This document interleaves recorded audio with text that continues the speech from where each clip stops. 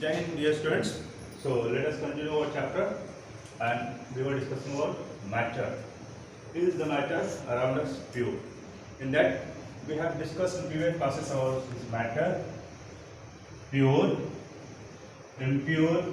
We also discussed in pure what comes in pure. They are the elements and the compounds. In impure were the mixtures, and the mixtures were of two types: homogeneous and heterogeneous. Got it? Now we will continue after that.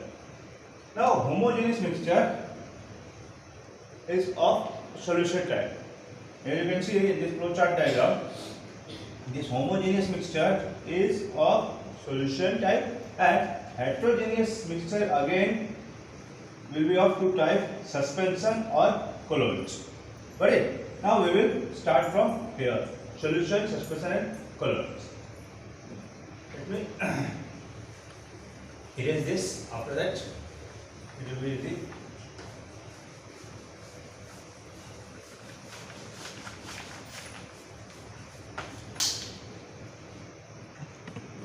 Now we have to start with solution.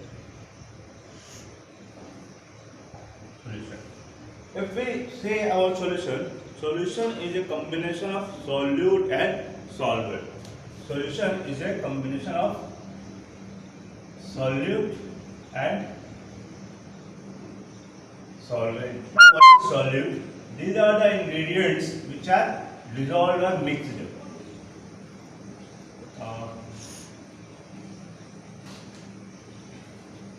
Mixed with. Got it? I am writing mixed with. Solute means the substances which are mixed with, and solvent means mixed in.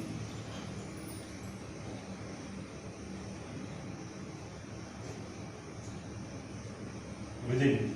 That means solute are those substances which are mixed, which are dissolved, and solvent are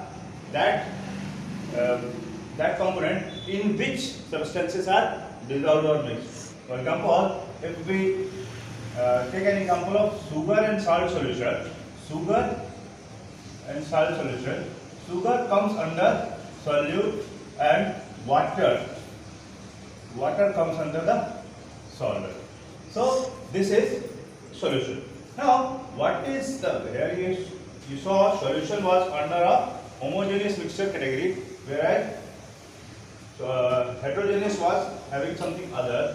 Now what is this? What is the specific, or what is the significance, or what is the characteristics of solution? We will discuss about it. Now solution, first thing, solution, as you just come to know, is a combination of a solvent and a solute. It is a homogeneous mixture. That means homogeneous mixture. In previous class, you might have remembered, or you should remember, homogeneous mixture was a mixture in which we took sample of 5 places, and this was, I gave you example of sugar and water solution. This was water solution in which sugar was uniformly mixed up, uniformly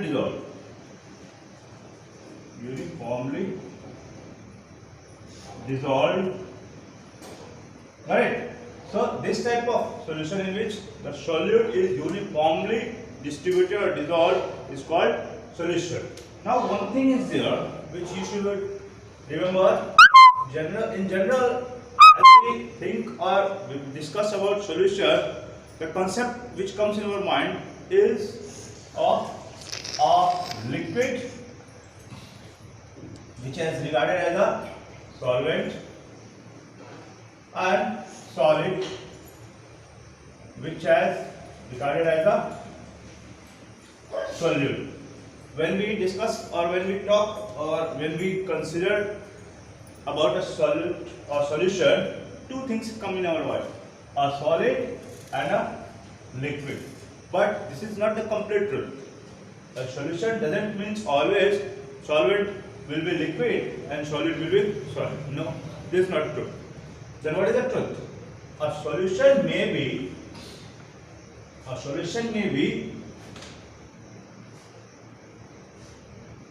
solid plus liquid.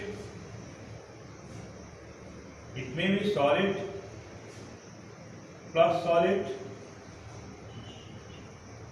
It may be liquid plus liquid. It may be gas plus gas. A solution may be of solid and liquid, solid and solid, liquid and liquid, and gas and gas. There may be different types. Earlier, the concept of solution in our mind was that a solid dissolved in a liquid, but that is not complete truth. A solution may be of solid and liquid, solid and solid, liquid and liquid, or gas and gas. Now let us start one by one. As you just saw in the example of sugar or salt in water, in which sugar or the salt was a solid which was dissolved in liquid, the water. This was the example of solid and liquid. Now, what is the example of solid and solid? A solution, a mixture, solid and solid. Now, if you remember one word, alloy. Alloy. What is alloy? It is very common word nowadays because you have many times announced this word as alloy wheels. You might have also heard alloy wheels. These alloy wheels which are fitted nowadays in your motorbikes because of several features over the earlier rim which was made up of steel. So this word is not new. Then what is this alloy? You know very well, alloy is a combination of two or more elements. Then what is compound? If alloy is a mixture of or combination of two or more metals, same thing is a compound. Then what is the difference between alloy and compound? That we will discuss later. Let us discuss first. Alloy. Alloy is a combination of a mixed solution of solid and solid. Thereafter, liquid. If we mix lemon juice in water, it becomes a solution, and which is perfect, universal or uniformly distributed all over. So this is also an example of solution which is made up of liquid and liquid, and of course your atmospheric gas. Your atmospheric gas, which is constituting of different type of gases, is a example of solution made by gas and gas. Now let us differentiate alloy and compound. What is alloy and what is compound? This is very important to know because many people or most of us get confused to differentiate, how to differentiate into alloy and a compound. Now let us start with compound. Compound. What is compound? Compound is a combination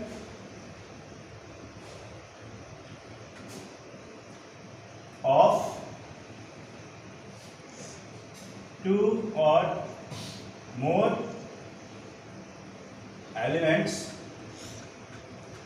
in a fixed proportion. Got it? Compound is a combination of two or more elements in a fixed proportion. Now here I am writing about alloy.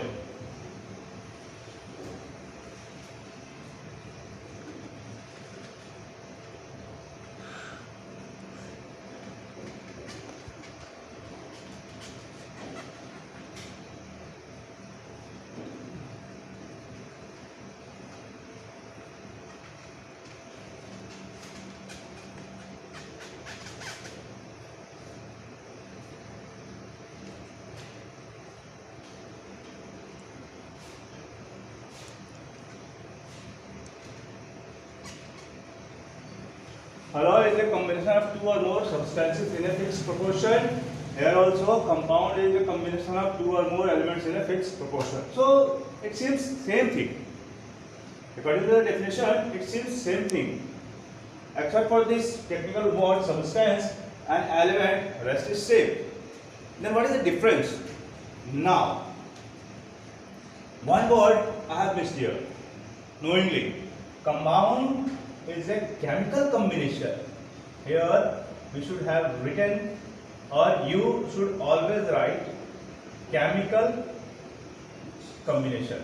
Compound is a chemical combination of two or more elements in a fixed proportion. Find it. Chemical combination. Now, what is the significance of chemical combination? I will explain you later. Compound is a chemical combination of two or more elements in a fixed proportion, whereas alloy is a combination of two or more substances in a fixed proportion. Now again, let us move to deeper. What is the meaning of chemical composition? Chemical composition means chemical combination, bonding. That means there will be a chemical reaction, a chemical bonding between the ingredients. For example, if we talk about water, water is not a simple mixture of oxygen and hydrogen. No, it is not a simple mixture of oxygen. We have not simply mixed it, but they are chemically combined. There is a bonding between hydrogen and oxygen. Chemical reaction there, chemical composition is there, combination in which the properties of the individuals is lost and a new property completely different from the original two has been achieved by the compound. And chemical combination is the process in which chemicals or the substances combine chemically with a bond, and the chemical property of the original ingredients or the elements is lost and new property has been arrived or achieved by the compound. Whereas alloy is simple mixture. Alloy is a simple mixture of two or more. It may be metals or it may be a metal and a non-metal. Mind it, alloy may be a combination of two or more metals or metal and non-metals, where it is a simple mixture where there is no chemical bonding or chemical combination. Mind it. It is the most important line, that in alloy there is no chemical bonding or chemical composition combining, and moreover the properties of each and every ingredient is retained with it. That means the ingredients, the metals or the non-metals which are combining, they do not lose their property. Whereas in compound, the constituents which are combining, they lose their property and new property has been achieved. Whereas in alloy, the ingredients, the metals, the non-metals, they do not lose their property, and the compound, the next product which has been achieved has the property of each and every constituent. So this was the difference between alloy and compound, which always makes a confusion to differentiate between them. Now comes the properties of solution. What are the properties of solution? So very first property of solution is it's a homogeneous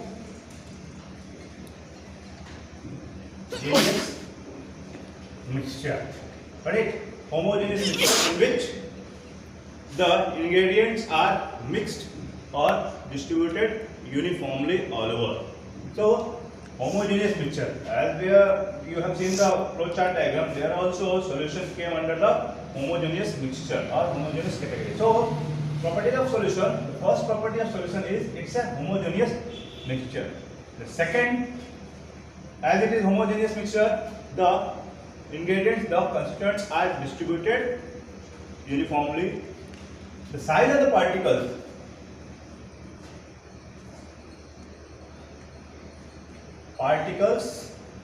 of a solution is about 1 nanometer.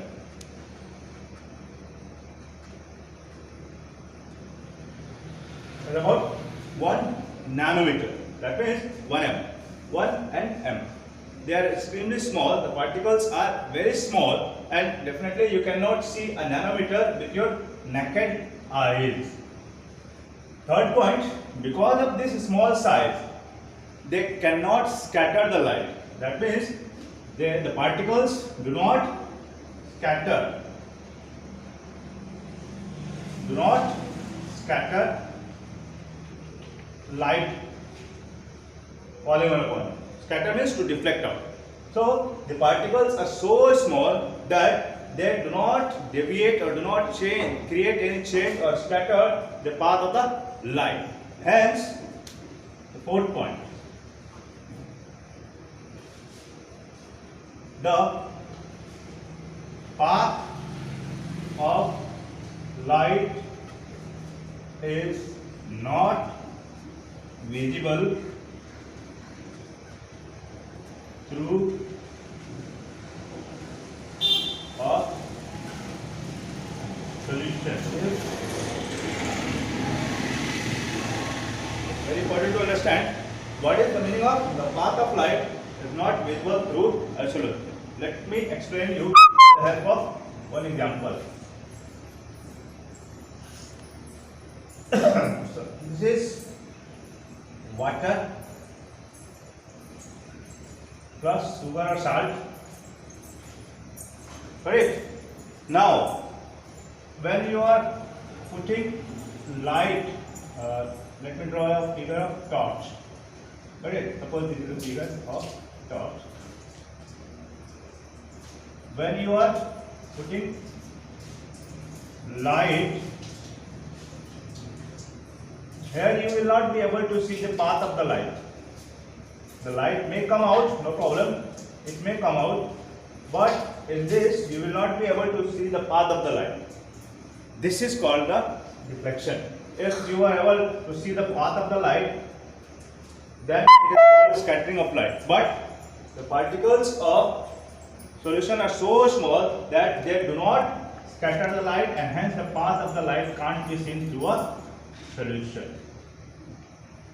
This will become more clear when we will discuss about the next two ingredients, the suspension and the colloid. Till that, watch this video again and again and try to understand with the help of your book. Even though if you feel any problem, you can consult me. Thank you.